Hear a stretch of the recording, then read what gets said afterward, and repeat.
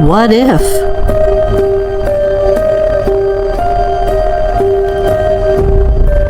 You woke up tomorrow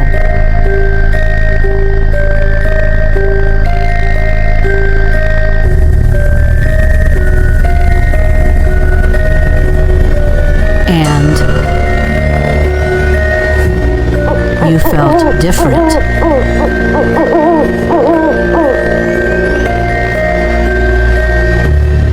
What if?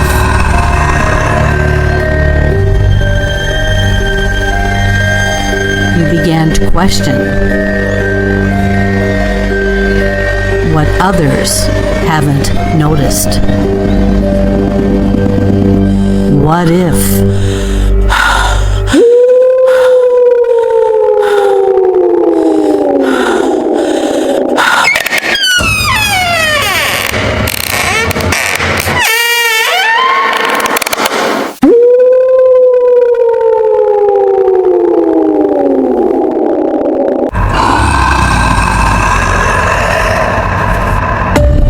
I began to have experiences I could not explain at a very young age. Our worldview is filled with intrigue, wonder, adventure, and of course, mysteries. However, there are some situations that we cannot fully explain, and it's time we open up this dialogue and talk about our experiences. I am your host, Dr. Kelly Renee Schutz. Welcome to Haunted Mysteries. Welcome to Haunted Mysteries Podcast. I am your host, Dr. Kelly Renee Schutz. This show will air every other week on the Get Haunted Podcast Network. So sit back and relax, and if you miss it, go to the Get Haunted Podcast Network Facebook page or to my YouTube channel under Haunted Mysteries Podcast. Spend an hour every other week with us, delving into what most of us are chasing after: answers to unexplained happenings. This show brings you a bit of chatter, topics, theories, guest interviews, and more. May you be a believer in cryptids, apparitions, UFOs, consciousness abilities, or anything else. Know that there is another person out there who has experienced something similar or a bit stranger. It's not always in our imagination. This episode is pre-recorded.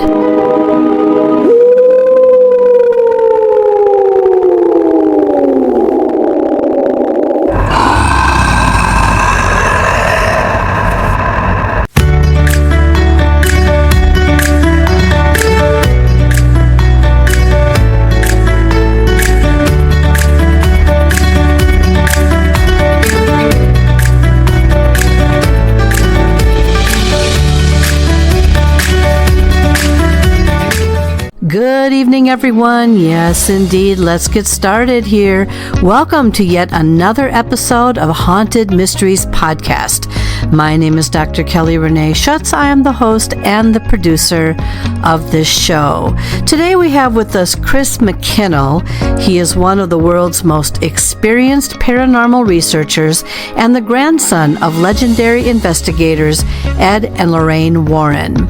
He began investigating hauntings at the age of 16, working closely with his grandparents on major cases such as the haunting in Connecticut and Satan's Harvest, the possession case of Maurice Therivel, known to many as Frenchie from The Nun.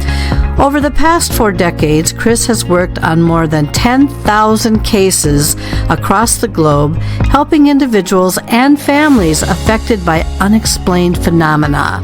He co-founded the Warren Legacy Foundation for Paranormal Research alongside his grandmother Lorraine Warren to continue their mission of offering support, understanding, and compassionate guidance to those in need.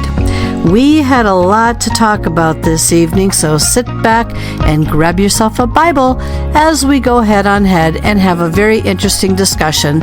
Please welcome Chris McKinnell. Well, good evening, Chris, and thank you so much for being on the show today.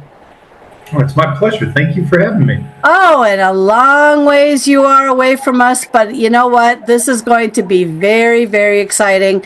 I've been looking forward to our interview here for quite a while, and I'm glad I managed to get you. So thanks for being on the show.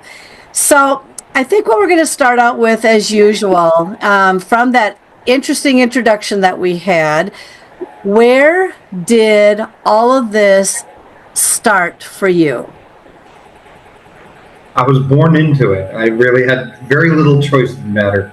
My grandparents are Ed and Lorraine Warren, and from my earliest memory, I think my first memory is being locked in the museum when I was 3 years old. Oh, no. It was night, and my 2-year-old sister locked me in, and I was pretty terrified. Luckily, my grandfather was in his office in the back, and he came and rescued me. But I always had gifts, and I was terrified of the dark because I could hear them, I could feel them around me. The room was always frigid, and it was difficult for many years until I was about 14, and then my grandparents started taking me on lecture tours, and I got exposed especially to my grandmother's abilities. Just blew me away to watch her. And when I was 16, my grandfather took me on my first case, and I've never looked back. Okay. For just a little bit, for some of our new viewers tonight, they may not understand that you are the grandchild of Ed and Lorraine Warren, which are very, very famous for. Can you explain just a little bit about their background so that way people can connect the dots, and then how you fell into this, obviously? Are you, by the way, I want to also ask, are you an only child? Not that I just wanted to figure out if you, or did you have siblings that also went on this journey with you, or did you pretty much go on it by yourself? Well, I do have a sister. She's 10 and a half months younger than I am. But she's never had anything to do with the paranormal. Mm-hmm. It's never been an interest of hers. I'll be honest, I don't do this because I'm fascinated by the paranormal. Mm-hmm. I do it because there's a need, and I want to help people. That's all. Mm-hmm. But yes, my grandparents, most people know them from the Conjuring or Annabelle films. Mm-hmm. Those are based on real cases, but the details are fantasies. None of that. So don't watch one of these movies thinking you're watching a documentary. You're not. And I'm the only one left in my family that actually works in the paranormal. Mm-hmm. Mm-hmm. Interesting. I want to go back to when you were, I don't want to say locked in that room. I don't want to re-traumatize you, but what kinds of things did you hear? Because, many of us can relate to having these kinds of experiences, but in very different ways. And so here you are, very young. Maybe at that point you didn't know you were clairaudient. I don't know. Tell me a little bit about what kinds of things you went through. And do we necessarily want to call it a museum or a place where there was haunted objects? How do you want to refer to that? Well, as a shorthand, I guess museum is okay, but I think it's misnamed. It's the worst part of my grandparents' legacy. Everybody wants to collect these objects now, and anybody can tell a ghost story and sell a broken chair as a haunted chair. Mm-hmm. It's going to be fake. Mm-hmm. But if you're one of the unlucky few who actually gets something that's haunted, why would you do that? What on earth could possess you to invite something in that has a negative attachment to it? Mm-hmm. Mm-hmm. So, honestly, that moment was very brief.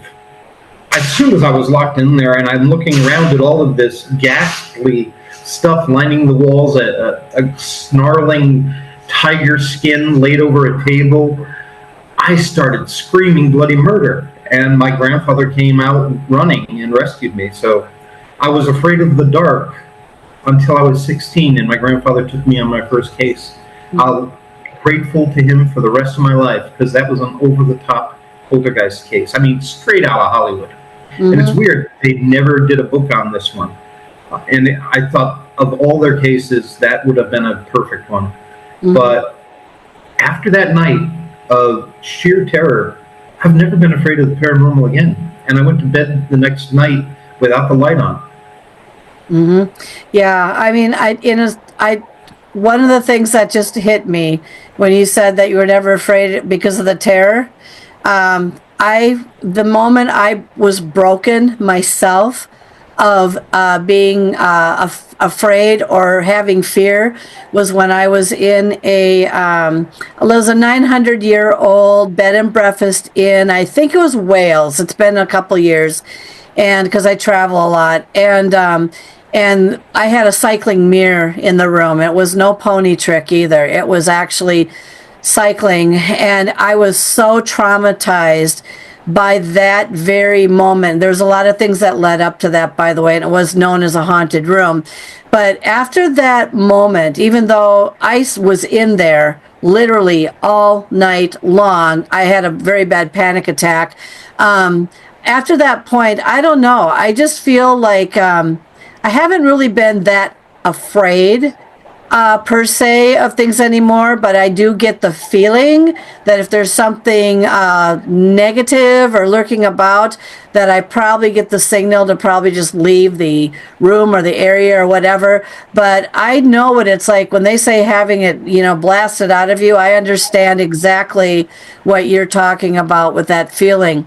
One of the things that you brought up, and I agree with you, is right now it seems like collecting of haunted objects is just such a fascination with a lot of people. And I don't know why they would want to have a haunted object unless they want to bring some unrest into their family. Do you know of any objects or anything offhand that you've heard of or you've been witness to that has caused some grief? Many. I've had over 10,000 cases in my life. Oh, wow. And the number of haunted dolls I've had to deal with, I can't even count. I think that it's interesting to me that dolls seem to be the thing that most often ends up manifesting as a haunting. And my theory is, if you think about all of the objects that we have, a doll is probably the only one that we're going to invest emotions into, whether for good or evil, love or hate. We're going to feed that energy into the doll, and that's why they end up manifesting as what many people would call an egregore. We had on my family farm a doll that, if this doesn't sound creepy to you, I don't know what will. It somehow got buried. I don't even know. I think it was either one of our dolls. I have 7 siblings, so we had lots of dolls along the way. But this doll started surfacing from below the dirt out in our backyard at some point. I mean, obviously it was buried, and then it started surfacing, and one of my siblings discovered its face coming up through the dirt, okay? And so they pulled it out of there and thought, oh, this is interesting. Whose doll is this? But no one would stake claim to it because we all claimed we didn't remember the doll. Well, long story short, that doll, and I still say the property I lived on as a child was haunted with something very negative. There was some negative presence on that land. And that doll, though, caused a lot of different things to happen. Everything from something literally getting run over and dying, and to this and that. I mean, things that just came out of the blue. I was the one who took that doll, wrapped it up, and took it away from that farm. And as crazy as it sounds, I will remember my mother saying, "Why are you taking away my friend?" And I thought, oh my God, what is that expression coming out of her mouth? Never ever heard of her ever saying anything as crazy as that before. And it was like, oh, you're under some kind of influence of something here. But I took that thing away. I never told him where I took it. I went good 125 miles away, probably still trying to crawl itself back to the property. But, yes, I agree with you 100%. dolls they seem to be the number one haunted object. Have you ever been witness to any dolls that have turned their heads or blinked their eyes or anything like that? Not that I recall. But honestly, my memory of all of my cases is pretty limited. I've had too many and so many experiences that they all have just blended together. Mm-hmm. Have you ever had any of those types of experiences attached to you and you came home with it? Can you tell us or share with you anything with you, any type of story that you might have? Sure. A few years ago, I was in Orlando doing it was a horror movie convention, and they were inviting some paranormal people in. And one of my colleagues had a doll that she said was haunted. She had it online. She had been promoting it, but then things started going bad. So she brought it to me to check out. I immediately could tell that there was something very negative that was manifesting inside this doll.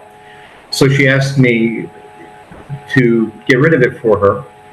I said, look, I'll hold on to it for the weekend while we're here, but then I want you to take it far away from any house. I want you to bury it a foot deep in the ground, consecrate the ground, however your spiritual path tells you to do that, holy water, blessed salt, what have you, and then never come back to it. But yeah, I got an attachment from that doll, and it caused havoc in my life. I believe it was the reason that when I came back, I'm in Paraguay. So when I came back here, I was under attack. And for example, one night I went to turn on the light by my bed and I got electrocuted and thrown across the room. I had bruises the size of my hand appear all over my body one night. I looked like a leopard. I couldn't walk anymore. Things were breaking throughout the house. And you know, I'm a very rational, skeptical person. I didn't want to believe that I was dealing with that. So it took my grandmother, Lorraine, coming back to me. She came to 4 different psychics on one Wednesday night and said, Christopher is under attack. He needs to stop ignoring it and take care of it. He's in danger. So I did a couple of different rituals in the home. I did a spiritual bath. I cleansed the home, and then I got rid of, an egg that I had used to trap all of that negative energy.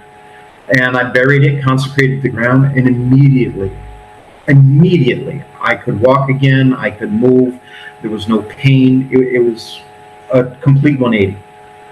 You know, one of the things that many that are watching this right now or listening to this may need to learn for the first time is, so Ed and Lorraine Warren, his grandparents, how do you, I can't remember, there's been so many documentaries on, and you watch them, you kind of forget about them and everything, but you still don't know the name, okay?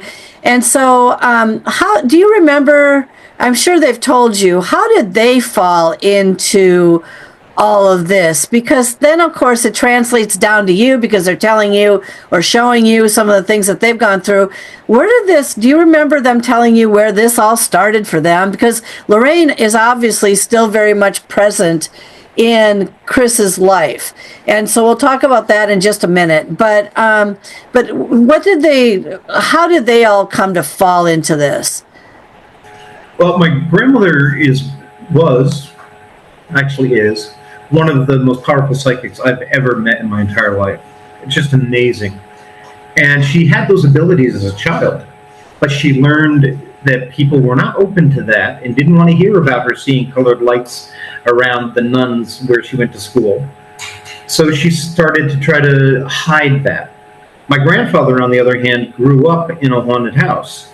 And one night he was climbing the stairs and he saw the old landlady who had died standing in the hallway. When he talked to his father about it, his father said, no, we don't believe in that kind of thing. There's no such thing as ghosts. But then this woman shows up sitting on the end of my grandfather's bed. You know, he's a preteen. And they're having a nice chat. She says her name is Babe. when my grandfather told his father about that, he realized that was his sister Babe who had died. And she had been an actress on Broadway, and she had been visiting her nephew. And for my grandfather, that was it. He was fascinated. He needed to understand what this was all about. And as soon as he got out of World War II, they started traveling all around the country, investigating hauntings. They actually were artists. My grandfather and grandmother would paint the house on a plate. Mm-hmm. And then my grandfather would send my grandmother to the front door and say, "Hi, we've painted this painting of your house. Would you like to purchase it?" And that would get my grandparents in the door, and my grandmother would use her abilities to figure out what they were dealing with. Interesting. Very interesting. Now, go back a little further here. What do you remember at all? Because I can't even begin to imagine. So we talked a little bit before the show about your mother. Does your mother, and I don't know about your father, but your mother, does she have any of these gifts as well? Because you know how things do pass down. They do, but no.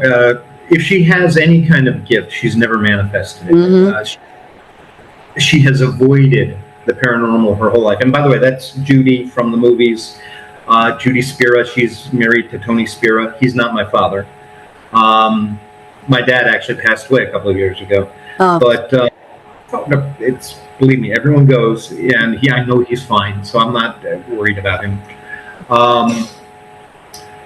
But no, my mom has avoided the paranormal her entire life. It terrifies her. When I work on a case in her house, she's like, "Do you have to do that here?" Yeah, I need to see if I can bring something up here. Yeah. Actually, there was a cute moment. I was dealing with a young lady who manifested poltergeist abilities. Mm-hmm. I mean, she's just powerful psychic.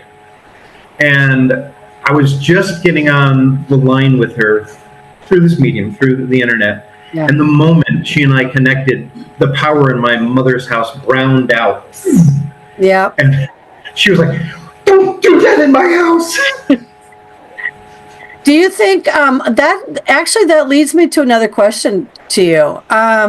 So I am believed to be, I guess, I don't know how, to have some kind of ability, especially with the influence of electricity and or electronics, depending on what's happening with me at the time. My biggest influence right now is winning lots of big jackpots at casinos, and people are fascinated by this. They don't know how I do it, and I just basically say I'm channeled, and I'm told where to sit down, which is what happens. There is no magic trick here. I couldn't pull the card out of my sleeve if I wanted to, but the thing is, yeah, it's nice to walk away with money, but on the other hand, in order for me to win this money, I do have to go into a very subtle, mild trance and be channeled by something that literally tells me where to go and where to sit down. Do you have any kind of influence or abilities of affecting something electrical? That's what I'm getting at. Right. Most psychics have this problem around electronics. They drain their batteries on their cell phones and so forth. As a matter of fact, when my grandmother died, I was at her bedside, mm-hmm. and I had spent the whole day with her that day. Mm-hmm. And the moment she died, my iPad went from 35% power to 0. Just boom, gone. I've had psychic. There was one woman who was an out-of-control psychic, and every time she would pick up the phone to call me, the call would drop. So I had her mother come to her house, hold the phone, we could talk, and I asked her, "All right, now you hold the phone." The moment she did, the call dropped again. That's normal. I believe that psychics are extremely sensitive mm-hmm. to electromagnetic frequencies. This is how they're picking up information. Right. And, everything is energy. But the brain has to rewire itself right. for psychic input. So some people can look at white noise on the television, or they'll look into a mirror, use a pendulum. Those are just the ways we're training our brain to rewire itself. It's neuroplasticity. That's why children are far more psychic than adults. They've still got that flexibility in their brain. I am lucky. I have never manifested anything destructive around me. I don't drain any electronics. I think it's because when I was about 26, I went from being, reading auras and using all of my abilities, and I shut it all down because I was scaring people. And I don't like to scare people. I'm not that kind of person. My grandfather, he loved to scare people, but not me. So I've got this wonderful ability to turn it on when I want to. And otherwise it's not there. Yeah, when I was 24, maybe, I think it was around that age, I went to a psychic, and she had told me, and so I have it, I always put it on, like, if you watch this show, you'll see in the very beginning, I think I still have the picture on there of when I went to the psychic, and she said to me that your brain is very, very powerful. She says you got to be very careful how you use your mind. And I looked at, keep in mind, I'm 24 years old. And back then, you think you've got the world in your palm, but you don't. And so I'm sitting here thinking to myself going, I have absolutely no idea what this woman is talking about. So it's like I said to her, I can't look at something and make it slide across the room. I can't flip a spoon in the air or anything like that. Well, I soon came to learn when I got angry. When I get angry, my powerful mind goes to work, and it manifests stuff that I can't even tell you on this program. And it's just like, okay, I just figured it out. So I've been spending a lifetime. I'm 64 years old now. That's 40 years ago. And for 40 years, I have been, when I find myself getting very angry, trying to calm myself down because I know something is going to happen. And so I have no idea where it comes from. Do you have any idea? But yes, the brain rewires itself. It goes into some of these places we can't explain. I don't know. Do you have an explanation for anything like that? Yes, I do. If you look at science for your answers, your body produces electromagnetic waves. Right. And the more negative emotions, the more powerful emotions you have, the more electromagnetic energy you're generating. This is how many poltergeist cases are started.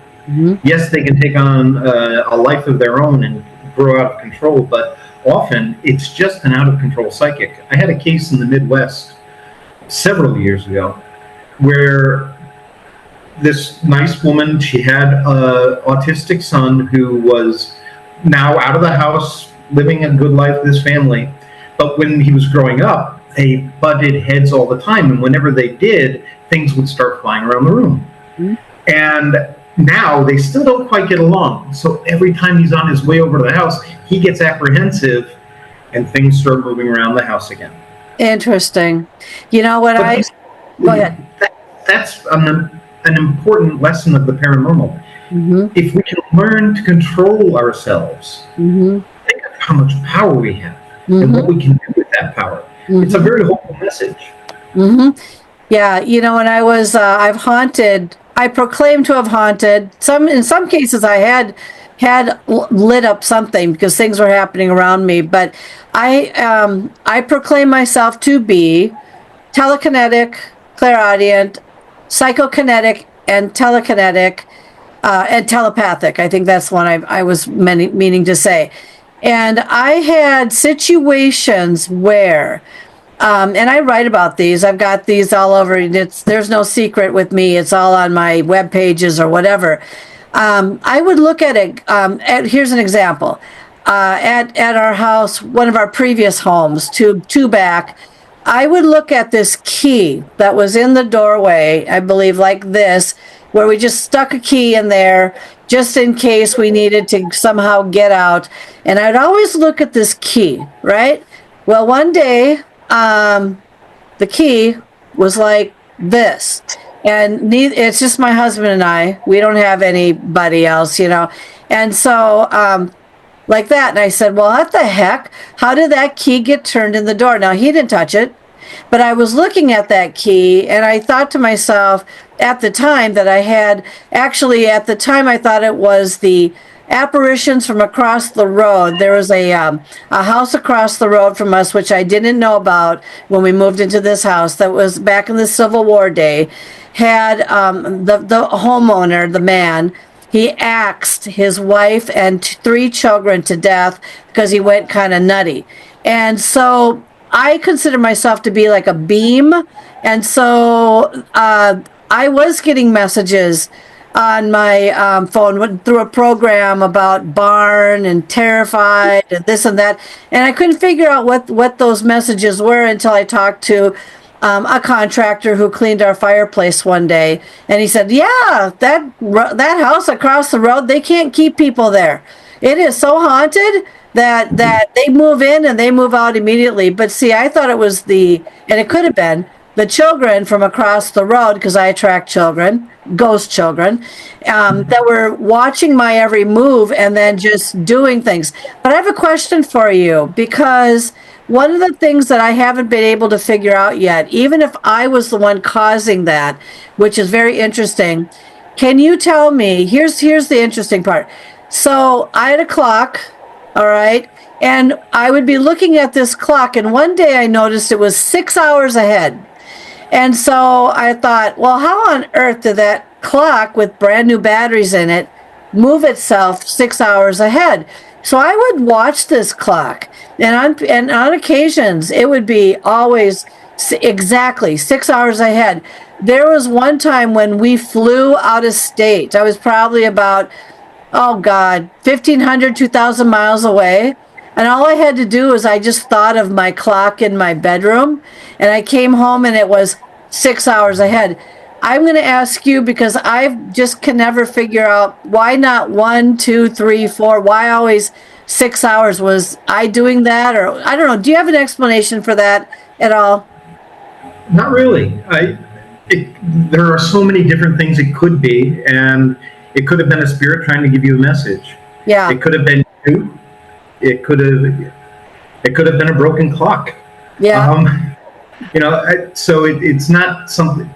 Diagnosing what's actually going on in the paranormal world is half the battle. Yeah. Once you understand what it is, then you can deal with it. But it takes an awful lot, because there's so many layers, and it's never just one simple thing. I had a case a few months ago here in Paraguay, and the woman was afraid the door in her bedroom would open. She'd have the handle jiggling on the bedroom, and she thought she was being haunted by something evil. Mm-hmm. So I went in and I checked, and it was her dad. But the night before I went, he shows up here, and he's knocking on my bedroom door. I was like, no, you're not bothering me tonight. You will go away. I will come see you tomorrow, and we will work on it there. You don't have my permission to be here. It's important that you always lay down spiritual guidelines, because as a psychic, your aura burns much more brightly than an ordinary person's. You're a lighthouse to these lost souls, and they're looking for a safe harbor, and you're it. Mm-hmm. Yeah. Have you ever had any attachments taken off of you? Because I have. Yes. Yeah. As I mentioned, when I was being attacked here in Paraguay, that was an attachment. Mm-hmm. And I was very lucky that the rituals I used were able to work. Ritual is only a way of focusing your faith in your intention. I've studied with the Kogi people in the jungles of Colombia. I've studied with the Dalai Lama and with spiritual people all over the world. And the rituals may be different, but they all work, because it's all about focusing your faith. Smudging your house with sage, that's great for about 2.5 hours. That's exactly. It.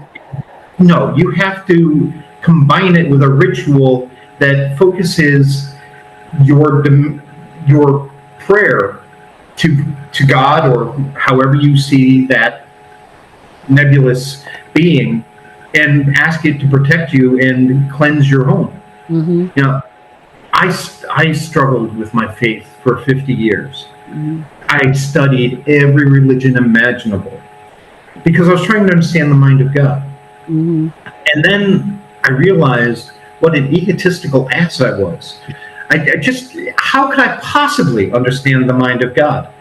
I found my faith when I accepted my ignorance. Now I realize this being's perspective is greater than mine could ever be. NASA said that there are more living worlds in the universe than grains of sand on Earth. How could I possibly understand the mind that did that? So for me, it doesn't matter what the ritual is, it's going to work because I'm using it as a way of focusing my faith. Yeah, I think what's interesting too is I just got out of speaking at a conference, and one of the things, the title was Perspectives of Unexplained Experiences, and what I was getting at or hoping to drive home in this presentation was everybody has a perspective based on where they lived or they grew up, the beliefs that they grew up with, the experiences they have. I mean, it's very big. So like there's a lot of my friends, my really close friends, they're skeptics. They're like, rah, I don't believe in this. Just don't even talk to me about it. So I have to talk to people such as yourself and other people who have actually experienced energy at a level. And not to say that people don't experience energy. What I'm saying there is that they probably don't recognize what type of energy they are experiencing. And I couldn't agree with you more. I mean, perspective of situations or whatever. You might have a situation that looks like this, and you could say, aha, it's this. And then someone would have the exact same factors, elements. Oh, no. It's this. I don't know. What do you say to people like that? How do you differentiate and come closer together as to your thought processes? Here's the thing. The phenomena is real. I've experienced it in every form imaginable. But I've also discovered, because I've lived in 105 places around the world, I've discovered that things will manifest according to your cultural and spiritual beliefs, either yours or people who might have lived there previously. Because that's happened as well. But that tells me we're shaping that haunting. We're giving it form and identity. And that's where I have a problem with people using religion to explain what we're dealing with. It's a great tool for getting rid of things, cleansing things. That's fantastic. But once you start looking at everything through one lens, you're blinding yourself to reality. And I see the same thing in science.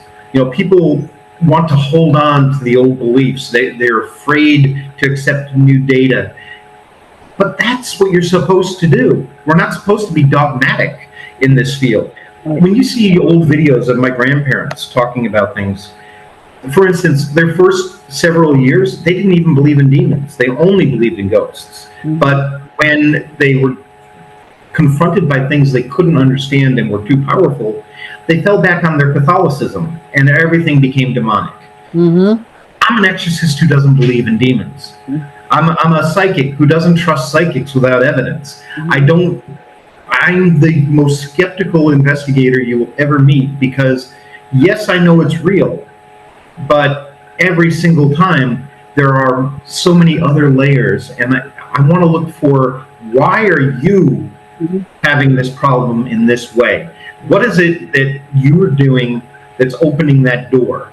And how can I help you so that this door gets closed? Otherwise, I can go in, I can do a house cleansing, I can do an exorcism.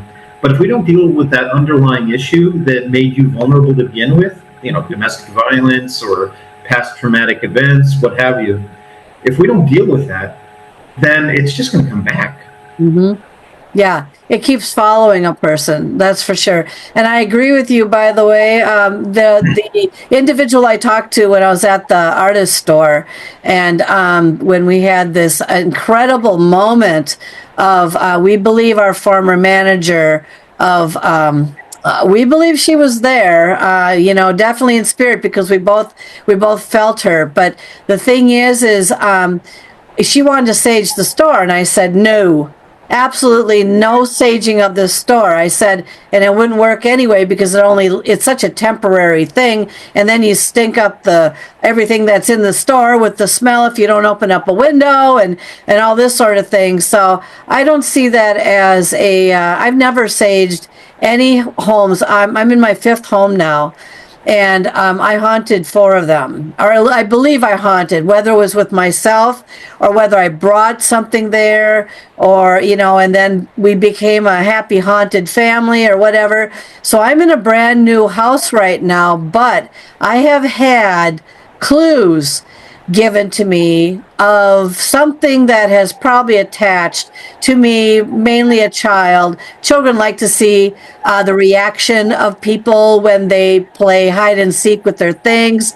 And I could tell you stories, but it doesn't happen all the time. But on occasion, I can tell when something's around, because something will, I don't want to say go missing, but it'll go missing and then it'll show up, or I have to demand that it comes back, bring it back. And right now I need that, and I'll leave the room. And when I come back, it better be sitting on the desk, that kind of thing. So sometimes you just feel like you're going a little crazy there, but have you ever had experiences with things going missing and then coming back? Constantly. Everybody does. That's one of the most common ways that they let you know that they're around, because it's easy for them. Energy manipulation is the most easy thing for them, because they're only energy, and they can interact with all of the electronic devices that people want to use. I caution people not to go out and waste a bunch of money on a spirit box or something stupid like that. If you've got an iPad or a tablet or a phone, you've got everything you need. If they want to communicate, they will. But make sure that you're respectful. Make sure that you are setting those spiritual guidelines, like what you just talked about. Telling them what your expectations are. I want that thing back on that table. It's like me talking to you. If I tell you this is my boundary, I don't want you to cross that boundary, you're going to respect that more often than not. Ghosts are just people. They're going to respect your boundaries if you lay them out for them. But because there are transitory spirits, you have to do that out loud on a regular basis. I've had so many psychics come to me and say, I keep moving to new homes and they keep following me. No, they're not following you. You just keep attracting new spirits. People die and they see your light and they're attracted to you because they're lost and they want help, or they have unfinished business and they want help. Yes, there is the rare person who was a jackass in life, and they're going to be a jackass in death. But think of how many people you meet in a day, or see on the street. How many of them are you afraid of? The same thing with a ghost. Ghost is just a person. So that brings me to another question, because there seems to be different theories on this, but you just brought something up that I'm curious about. So maybe, I don't know if it's a religious belief or someone started the ball rolling when all this paranormal stuff was really getting put out on TV, and you can't believe everything you see on TV, of course. But the question is when someone, let's say someone was mean in life or playful in life or whatever, some people believe that the mean ones that pass over are now nice people in heaven, and that they still don't retain their personality. What are your thoughts about, though many of us, of course, passing over and personality? Is that retained, or does that transition or shifts? What are your thoughts on that? This is a pretty deep conversation we're going to get into here. Even my grandparents believed in reincarnation, even with their Catholic beliefs. I remember my grandfather hypnotized me when I was 16. Oh, wow. Regression, and taught me how to do it.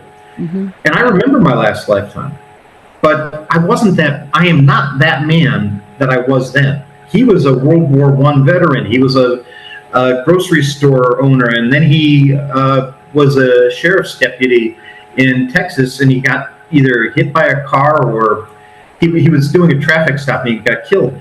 That personality is gone. But those attachments I made in my lifetime brought me back here. That's what karma is. When we talk about the higher self, I believe that's the part of us that that is still on the other side. That's the overmind, if you want to call it that. And it's bringing us down here to experience, to grow, to learn, to grow closer to God. But as long as you're retaining your sense of self, you're going to keep coming back. You have to be willing to give that up. People who die and are earthbound, they're going to pretty much be who they were when they were alive. Some may be very frightened, they may be desperate, in denial, or jackasses. But once you pass over, yes, there's a change then, because now you're integrating with your higher self. You've got a greater perspective on who you were, why you were here. Remember, life is a dance. Every person you're interacting with is offering you lessons, and you're doing the same. And it's all to raise you up. Even the bad things that have happened to you in your life, I went through hell most of my life. And I couldn't be more grateful today because I'm having conversations like this, and I can help people understand that without those difficult times, I wouldn't have the ability to offer you what I'm offering. So, no, I don't think you magically become a good person when you die. I think when you go through to the other side and go through the, let's call it transition, then yes, you can come back a better person. And people do come back and forth. You know, often people will say, oh, I don't want to live near that cemetery. It's haunted. No, cemeteries are not haunted. You're the one going in there giving recognition because you're reading John Smith on the tombstone and you're trying to communicate with John. Yeah, you're calling him. That's why he's coming. It's all about the law of recognition. I don't worry. I mean, when you die, do you really want to haunt your moldering corpse? No, of course not. No. You know, you're going to go to where you felt safe in life, or you'll be stuck in the moment of your death because you're in denial. And those people, yeah, my heart breaks for them, and I'm here to help them too. I don't treat the dead any different than I treat the living. Everyone deserves my respect. Yeah, it's interesting because one of the things that I don't think people realize is that, and some of these cemeteries, by the way, they don't have nice people hanging around, or, you know, we're talking, there's some energy there that doesn't necessarily know what its place is, and you don't want to sit there and mess with that. That's not to say you shouldn't go into a cemetery. Just be mindful when you go into a cemetery. People, just because something that you perceive as possibly negative happens, it's not necessarily negative. Even if, you know, my coffee cup flies across the room and smashes into a wall, that doesn't mean that I'm dealing with the devil. Right. Ghosts don't have fine motor control most of the time. Yes, they can make keys go missing and things like that. But if they really are trying to get your attention, it's a burst of energy. And that's going to happen. When people tell me, oh, I hear footsteps in the hallway at night, it's like, okay, don't jump to the conclusion you're dealing with a demon, because if it was a demon, and again, I don't believe in demons the way people believe in them. If it was something like that, it would be overwhelmingly obvious you were dealing with something dangerous. It's probably, you know, your grandmother come to visit. Nothing dangerous at all. It's a beautiful experience, and don't let your fear turn it into anything else. I have a question for you. Well, before I get to my question, I'm curious. So I did wake up once with a handprint on my body, and for a year and a half, you'll see it if you rewatch this show. You'll see what I discovered on my body one night, and I had 5 different psychics tell me 5 different things, and then we had to do process of elimination and all that, and we kind of came down to with this one that I think was pretty darn close to what it was, and I had a dream too, and I'm going to ask you about that in a minute, but yeah, I had a handprint show up on my body. It was blood red purple, and it just came, and then it left. It didn't dissolve. It just left, at 3 hours later. And so my first question to you would be, have you ever had any kind of a marking? I think you might have said earlier you did, but markings on your body, and what do you attribute them to? Absolutely, many times. Most of the time it's perfectly natural. You scratch yourself and you don't realize it. You're bleeding. You're like, what the heck? But when you have that mark and it fades immediately, like within 2 or 3 days, you've got a cut and then it's gone, then you're probably dealing with something psychic, a psychic wound. Yeah. It burns when it happens. There's a tremendous amount of energy being put into it. That's another good piece that people have to look for to differentiate it from the normal scratches that we get all the time. So of course I've been stabbed. I've had the car brakes go out just after I finished breaking a curse on a family. I've been thrown across the room in a bed. I've been burned. I've had the gas turn on my stove 3 nights in a row without the flame, filling the house with that gas because I was supposed to be working on a case in a few days and it was trying to intimidate me. All of that is perfectly normal.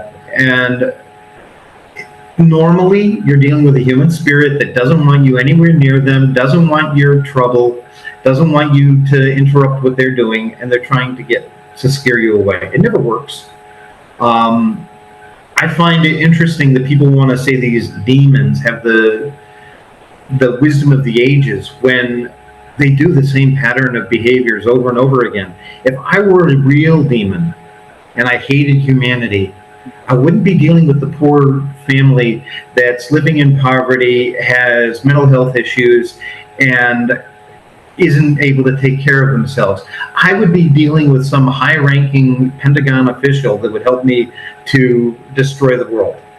So I believe there's something called, again, an egregore, which is a thought form. It's a manifestation of our energy that then takes on a life of its own. It can grow in power. We feed it with our fear, with our anger or hatred, and that's how it manifests. And it can kill. But yes, I've had things like that. I was working on a case with Maurice Theriault. He's the character known as Frenchie in the Nun movies. Oh, the really? Nun doesn't exist. Right? He does not exist. Or the Nun does not exist, excuse me. Frenchie did. But Maurice would get crosses cut into him, and I would see them. He'd bleed from the eyes. He would drool blood. He would have words in French clawed into his back, and he was illiterate, but he was also the only one in the family that could speak French. And he had the words, "The door is open," in French, clawed into his back. So that taught me an awful lot. As a matter of fact, that was the case that taught me not to trust psychics, because just as the exorcism was taking place, I was there protecting Archbishop McKenna. My grandparents were off to the side. They were in their 50s. They didn't do hands-on anymore. And my grandfather started complaining he didn't feel well. And my grandmother looked right at him and she said, "Ed, why don't you have a banana? You're probably low on potassium." No, he was having a heart attack. And the next morning I get a call from my grandmother. He had been rushed to the hospital. Luckily, they put in some stents, and he was fine, better than fine after that. But, yeah, it can kill. Maurice actually died because of this case. One thing you bring up, which it's very interesting, I am going to emphasize right now to people that be careful who you listen to, all right? And the reason why I say that is because I have the privilege of interviewing remarkable people And when you have experiencers, those that actually have been the warriors and the survivors out in the field that have gone through enough stuff to be able to try and put things together. Be careful when somebody says to you, ghosts don't hurt anybody. Well, maybe ghosts don't hurt anybody from your experiences. I have talked with somebody who proclaims ghosts don't hurt anybody, and I did everything in my power to just sit back and say, don't say a word, don't challenge, don't anything, because of course, you know, that was the perception of the individual at the time who wrote a book about this. And it's like, I beg to differ. I have been, and I'm so glad you said this, but my first question to you, Chris, is when you were thrown across the bed or whatever, can you remember what happened in that experience? Because I'm going to add to that in just a moment. But do you remember how it felt or what happened that all of a sudden, I mean, was it like a woof kind of thing? What did you go through? This was a poltergeist case that we had taken care of 2 years previously, but I was still working with the family, working on a support group for other families that were going through this so that they wouldn't feel so alone and isolated in their terror. And the woman of the house, her name was actually Lorraine, invited us, me and my cousin, to spend the night. My cousin had never been there. He was very curious. So being the nice young men that we were, we kicked the 10-year-old out of his bed, put our sleeping bags down, and we were sleeping in the kid's bed. Now remember, nothing had happened for 2 years. But that boy, he was upset. We had kicked him out of his bed, and he was in a sleeping bag on the floor. My cousin started yelling at me that I'm kicking the bed.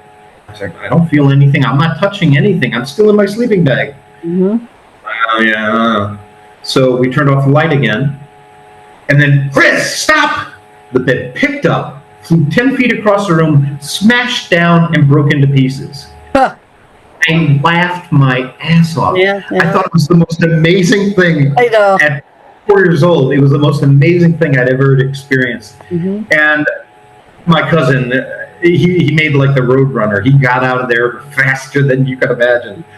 But I think that the child tapped into the energy that was still in that house. Yeah.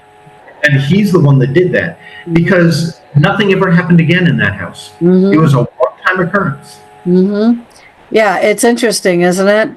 I mean, if I could go back and figure out all of the different scenarios I had, and I've had over 100 plus. I mean, I just, to me, you could tell me, anybody could tell me their story.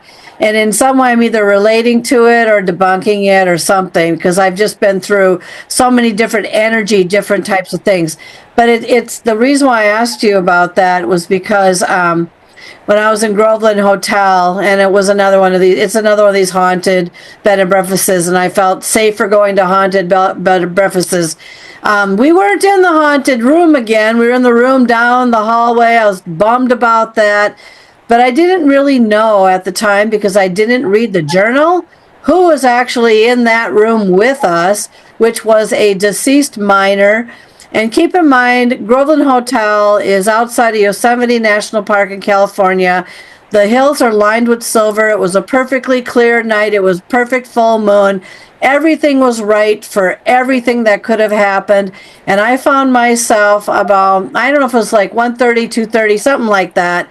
I woke up because I was bouncing on the bed, which means that I felt this foot underneath. It felt like a foot underneath me, and I went flying way up in the air, and then I was bouncing, and I woke up thinking, what the heck just happened to me? And then I find out that the miner that liked to reside under the bed in that room, who stole remotes and socks and everything like that, didn't like people who snored. And I snore when I'm laying flat on my my neck, on my back. I didn't have anything to prop my neck up.